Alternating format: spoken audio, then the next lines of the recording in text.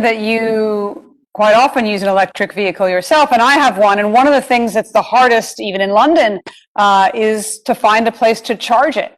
So tell me what steps you're taking in India to address this issue around charging infrastructure. There are no benefits in the development of the EV ecosystem based on coal-based energy sources. The government is promoting two important measures to manage the EV charging load. The first measure promotes the use of renewable energy to charge electric. We are using solar power. Our solar power generation is very huge. Lot of thousands of projects are now. We are encouraging people for making solar energy. And idea is using solar energy for charging of e-vehicle. The first measure promotes the use of renewable energy to charge electric vehicles, which will reduce the load on transmission and distribution network. Faster adoption and manufacturing of hybrid electric vehicles, FAME 2, links renewable energy sources with electric vehicle charging infrastructure. The second measure includes introducing the time of day charge for EV charging, and we have abundant solar energy, solar generated electricity charges. We are very low and ensure a zero carbon emissions cycle. Government has permitted to set up EV charging points across 69,000 petrol stations in the country. For charging infrastructure, domestic charging and less lease models for EVs are becoming a popular option.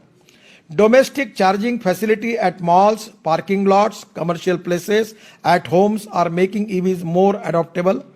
Suresh Bhatt Sabhagruh in Nagpur, in my constituency, we have 1100 car parking, and where we are already making the facility for EV charging. EV makers are providing different charging technology for changing, like charging box, battery swapping facility, and some of them are establishing own network of commercial charging stations. We are working on alternative charging option through utilizing the existing electrification infrastructure at metros, railways, solar parks, etc. And we are giving highest priority for that we want to use solar energy for e-vehicles. Charging infrastructure into clean grids. Is that a consideration for India at this point? Clean grids. Solar. Clean grids. Solar. Actually, we want to use solar energy for that. We have a lot of projects where we are encouraging the entrepreneurs for making solar energy, and that solar energy we want to use for e-vehicle, because the carbon emission is zero.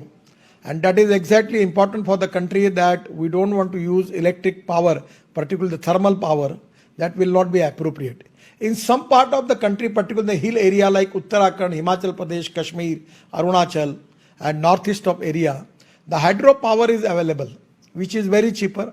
So where there we can use hydropower for e-charging.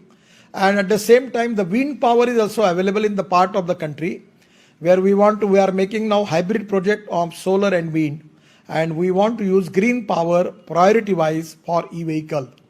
We have got already lot of projects on coal, but we are not going to encourage the coal power because that is going to create pollution.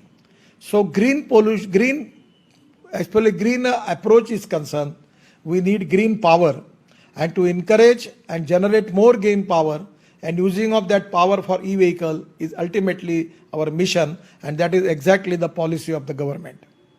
Challenge of lithium supply, and we know that China has a large majority of the world's lithium supply. So I wonder if you could talk a little further about that and what any alleviating factors might be. I am telling you very frankly and fairly, I don't want to compare our policies, our incentives, our development with the other countries. But I am sure that the way in which our research organizations are working, I am confident we will become number one in the world. And our technology are very, very cheaper. Now we are making 86% of the lithium-ion battery in India. I recently chaired a meeting to push research and development efforts towards alternative battery technologies for electric vehicles such as metal ion, metal air, etc.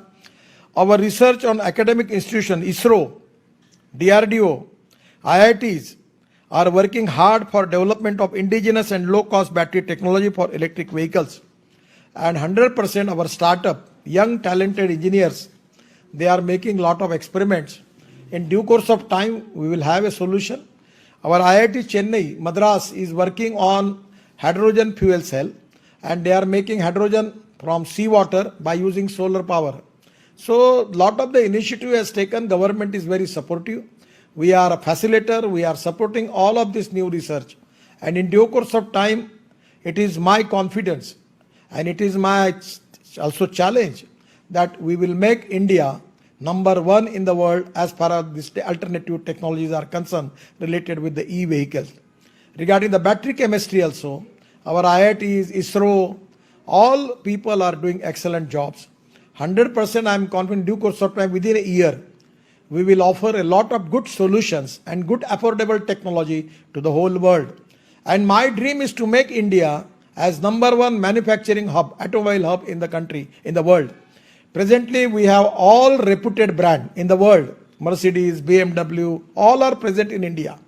And 100% Indian manufacturing company also doing excellent jobs. Because this is the futuristic policy of the government. And because of Atmanirbhar Bharat, our policy is to reduce our import. And that is because of at the same time, we need to save our country from the pollution. Because of the import of petroleum products, we are facing the problem of pollution. So the import substitute, cost effective, pollution free, and making India, make in India, made in India, indigenous technology. I am confident that 100% we will offer our technology and solution to the whole world. And if anywhere there is appropriate technology, our industry is ready to make a joint venture with them and also ready to accept that technology. For investment and for technology, our doors are open. You are all welcome to enter in India for making new collaboration and giving new technology. We are ready for that.